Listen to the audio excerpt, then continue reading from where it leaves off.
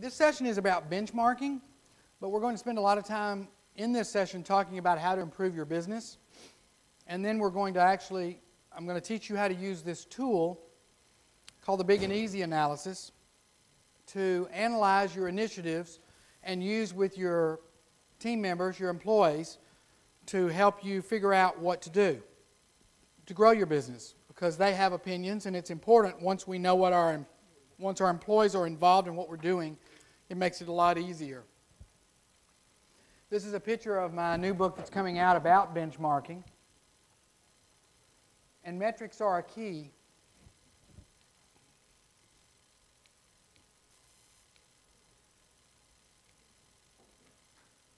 I want to tell you just a little bit, before I dive off into this metrics session, I have a slide here about, I'm not sure if I put it in or not, about my first experience with benchmarking. In 1988 or 89, a person named Howard Nussbaum. Does anybody here know Howard Nussbaum? Of course, he's not as well known as he used to be. Before that, it was Barry Eisenberg. Does anybody know Barry Eisenberg? He published a whole set of tapes on how to run a wrecking yard. And I was cleaning out in the warehouse this last week, and we found all those tapes from Barry Eisenberg. But Howard Nussbaum decided that he was going to gather up some of the operators. By the way, Howard Nussbaum was the founder of AutoInfo.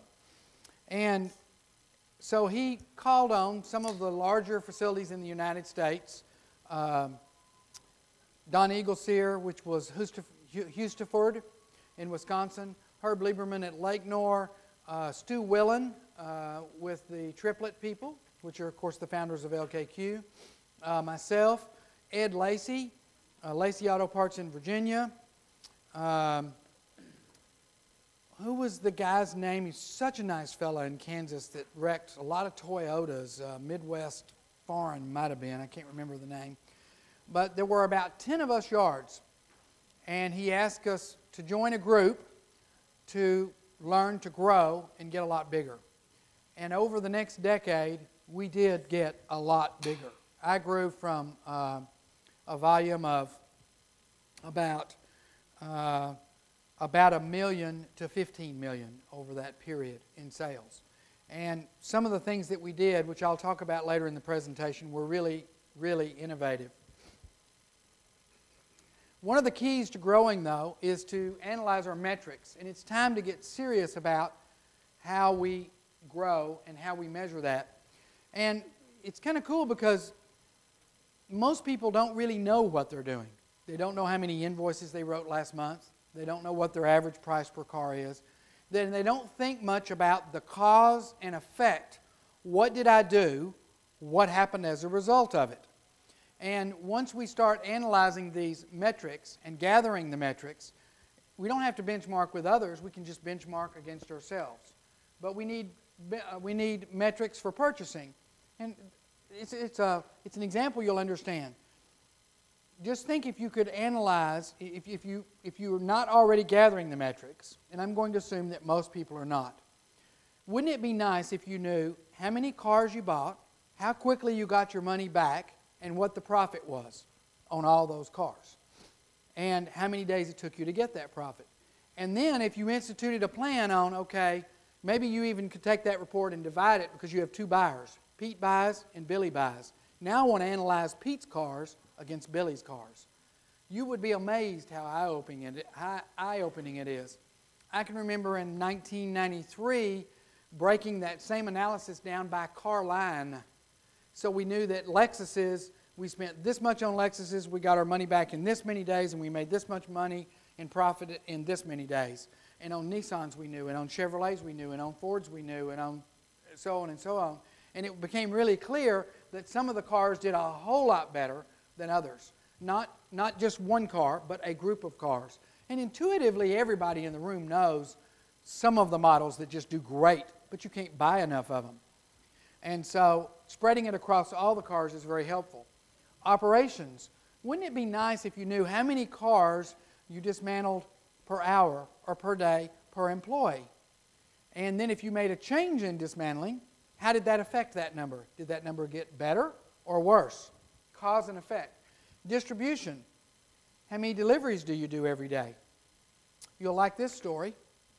I was in charge of union negotiations for Ford with the UAW. We had 35 locations in 19 states and one union shop. UAW had basically marked the territory for the Detroit location because they thought that Ford would eventually, Greenleaf would expand and they would want to unionize the whole thing. And so we had 50 employees at the Detroit location. 12 of them were union. And we had about 1,000 employees at all the other locations. So the contract was up, and I hate to sound totally pejorative relative to the union, but I was on the inside. You know, there's not a lot of people probably that get on the inside of one of those rooms and gets to talk to the UAW people. So Ford hired a consultant to go with me, and they had 2 people and we had 2 people, and they delayed it for about 4 months while they were arguing about the financial results, because this particular facility was losing more money than all the other facilities we had.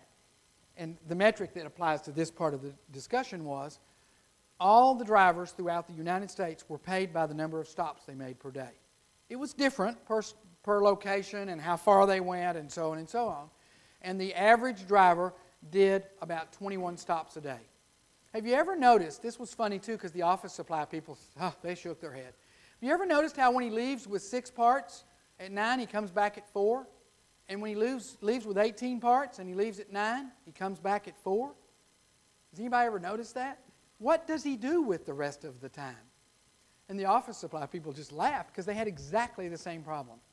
Well, our metric was 21 per driver per day, except at Detroit, and it was 12. Their drivers got 12 stops per day. And we weren't allowed, because of the union contract, to put them on pay per stop. Anyway, the union story is they had 2 people, the UAW rep. They had me and the Ford consultant. We came into a room, and the UAW rep said, I just want to let you know that we're not giving anything back. We want more.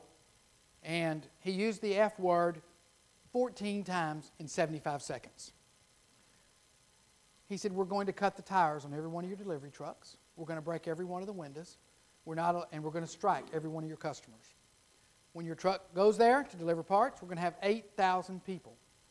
And when your truck goes there, we're going to have people all the way in front of the body shop where you're delivering. And when the truck drives through that line of people, there's going to be so many people around the truck, nobody is going to be able to identify who cut the tires or who broke the glass in the truck. I'm serious as a heart attack. I just was blown away. What made me think that this was different than that? I don't know. But anyway, we settled really quickly and got a new contract, and 8 weeks later we closed the location. But it was so disheartening. Maybe intuitively I knew it was like that in the back rooms, but I just couldn't believe it. Anyway, sales. How many sales per salesperson? How many invoice per salesperson? We had phone systems long before Ford bought us that counted the calls. And we could tell when we put a new person on the phone, we knew that the average incoming call was 2 minutes. The average outgoing call was 3 minutes. We knew how many calls they could make per day, in or out.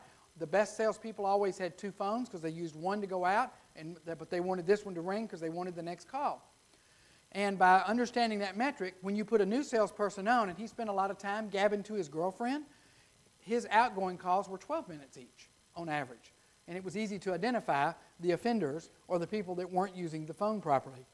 All good examples of how you would use your metrics to understand and cut expenses, grow, make decisions on how you manage the business. Advertising and marketing. We analyzed, and this was in the late 80s. We didn't have PCs then. We didn't have Excel. We had a program called VisiCalc, which was the precursor to Excel. But we used different 800 numbers for every medium, every state, every ad, and so we could track all of our customers and where they came from and what our close rate was and so on and so on. But the slightest change would upset the numbers, and we would know, like when we did a mailing, how effective it was and which mailings were the most important, and we knew which zip codes were the most important in a given city, so we only mailed to those zip codes. Administration and management, there are lots of metrics that we can use there to help us in that area.